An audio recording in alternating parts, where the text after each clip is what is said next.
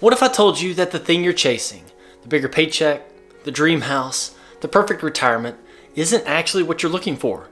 Most of us grow up believing that money is the ultimate tool, the key to security and happiness. But here's the truth. Money is just a tool. The real question is, what are you actually trying to get from it? Is it freedom, peace of mind, more time with your family? Because if you're not clear on that, you might spend your whole life chasing numbers without ever feeling satisfied. For years, I believed that if I could just earn more, then I'd finally feel secure, finally feel free. But every time I hit a new income goal, that feeling of security didn't last. I just set a higher bar, thinking just a little more and I'll be set. But that set point never came.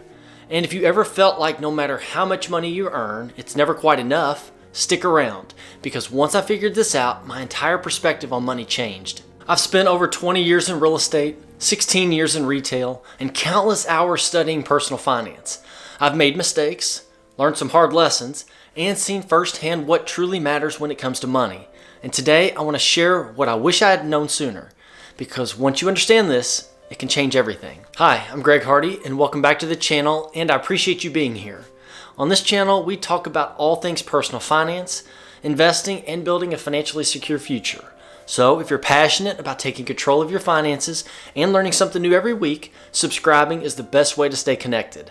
One click helps grow this community and brings this knowledge to others who need it. Thank you. If I could go back and give my younger self one piece of advice, it would be this. Your most valuable asset isn't your bank account, it's your time. Money comes and goes, but once a moment is gone, you can never get it back.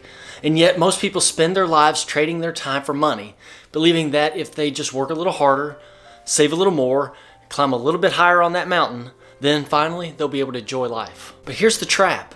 By the time many people reach that point, they realize they've sacrificed too much along the way. When we're young, we tell ourselves that the grind is temporary, that all the late nights, the missed family dinners, and the long work weeks will pay off someday. Then, one day, we wake up and wonder where all that time went. I've seen people chase financial success, only to realize too late that they spent their best years working instead of living. I know people making 6 figures a year who are absolutely miserable because they work 70 hours or more a week and barely see their families. And I know others who earn far less but have complete control over their time. And they wouldn't trade that for anything. Money can buy comfort, security, and even a level of freedom, but it can't replace your time with your kids while they're still young. It can't rewind the clock on experiences that you never had. Let me tell you a story. There was a man who spent 30 years grinding away at a job he didn't love, telling himself that retirement would be his reward. He finally retired at age 62, thinking he had all the time in the world to relax and enjoy life. But just 6 months later, a major health scare changed everything. Suddenly, all those years of sacrifice for the promise of someday didn't mean very much. That story stuck with me because it's a harsh reminder that waiting to live your life later is one of the biggest risks that you can take. So guys, lesson number 1, don't just make money, use it to buy back your time. The real goal of wealth isn't just a bigger paycheck, it's the ability to live life on your terms. So ask yourself this, are you working towards financial freedom or are you just working? Because the one thing you can never earn back is time lost. For years I believed the same thing most people do. If I could just make a little more money, then I'd finally feel secure. I thought a higher income would solve all my financial stress, give me peace of mind, and let me enjoy life without worrying about money. But here's what actually happened. Every time I made more, I found a new way to spend it. A nicer car, a bigger house, better vacations. No matter how much I earned, it never felt like enough. And that, my friends, is called lifestyle inflation. The more you make, the more you spend. And if you're not careful, it keeps you trapped in that same cycle. You work harder to earn more, then upgrade your lifestyle to match it, leaving you just as stressed as before, only with bigger bills. It's why so many athletes, celebrities, and lottery winners go broke despite making millions of dollars. They get more money, but they don't change their habits. So here's a challenge for you.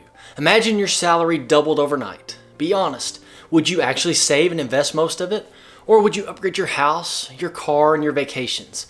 Most people assume they'd be responsible with a higher income, but in reality, they'd just find new ways to spend it. The answer to that question tells you everything you need to know about how you handle money. The truth is, wealthy people understand something that most people don't. It's not about how much money you make, it's about how much you keep and invest. You can have $1 million income, but if you spend every dime, you're no better off than someone earning far less. Meanwhile, someone making a modest income but living below their means is actually building real wealth. So, lesson number 2, stop chasing more, start mastering what you already have.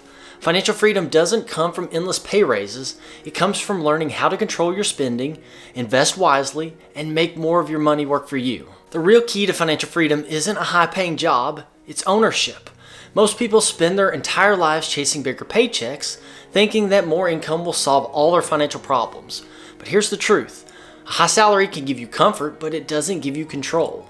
If you have to trade your time for money, you're still dependent on someone else for your financial security. Ownership changes that. When you own assets, whether it's stocks, rental properties, a business, your money works for you and not the other way around. That's the difference between being wealthy and just having a high income. A 6-figure job can disappear overnight, but assets generate income whether you're working or not. That's why I love real estate. It's why I invest. It's why I focus on building multiple income streams. Because at the end of the day, I don't want my income to depend on how many hours I work. The more you own, the less you rely on a job to survive. That's real financial security. If your income stops the moment you stop working, you don't have financial freedom. You just have a well-paying job. And no matter how much that job pays, it still comes with risk. Companies downsize, industries change, your ability to work can be taken away in an instant. But when you own income-producing assets, you have something that continues to grow even when you step away. So the lesson here, use your money to buy assets, not just stuff. The car, the designer clothes, the expensive vacations, they might make you feel rich, but they won't make you wealthy. The path to real financial independence starts with ownership. This lesson took me years to understand. As I mentioned earlier, for the longest time, I believed that if I just made enough money, I'd finally feel successful. I thought a bigger bank account would bring confidence, security, and happiness. But every time I hit a new financial goal, that feeling of accomplishment was short-lived. I'd enjoy life for a moment, then I'd set an even bigger goal, thinking this time it would be different. The truth is, money can solve financial problems, but it won't fix you. If you're unhappy, insecure, or searching for meaning, no amount of wealth will ever change that. It might distract you for a while, you might buy things that make life more comfortable, but deep down, the same struggles will still be there. I've met people worth millions who feel lost, frustrated, and unfulfilled because they never figured out why they were chasing money in the first place. And I've met people with modest incomes who are truly content because they've defined success on their own terms. They know what matters to them, and they don't need a certain dollar amount to feel like they've made it. So before you set your next financial goal, ask yourself, what am I really looking for? Is it security, freedom, recognition? Because if you don't know that, no amount of money will ever be enough. Money is a tool, not the destination. The real goal is to build a life that feels rich, not just in dollars, but in purpose and fulfillment. So let's bring it all together. Your most valuable asset isn't money, it's time. Don't spend your best years chasing a paycheck without a bigger purpose.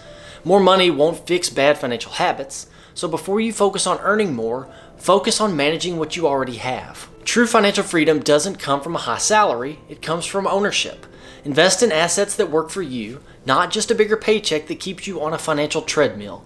And most importantly, money won't fix an internal problem. If you don't know what you're truly chasing, no amount of wealth will ever feel like enough. So remember, at the end of the day, financial success isn't just about how much money you have in the bank. It's about what that money allows you to do. True wealth isn't measured by a number, it's measured by the freedom you have to spend your time the way you want to. It's about waking up every day knowing you're in control, not stuck in a job that you hate, not drowning in debt, and not constantly stressed about bills. I mean, think about it. What's the point of making 6 or 7 figures if you have no time to enjoy your life? If you're always working, always chasing, and never feeling satisfied, are you truly wealthy? The goal isn't just to look rich on paper, it's to create a life where you have the freedom to make choices based on what truly matters to you. So whether that means spending more time with family, traveling, pursuing passions, or simply just having peace of mind that comes from financial security, that's what real wealth looks like. I want you to remember this. Money is a tool. It should work for you and not the other way around.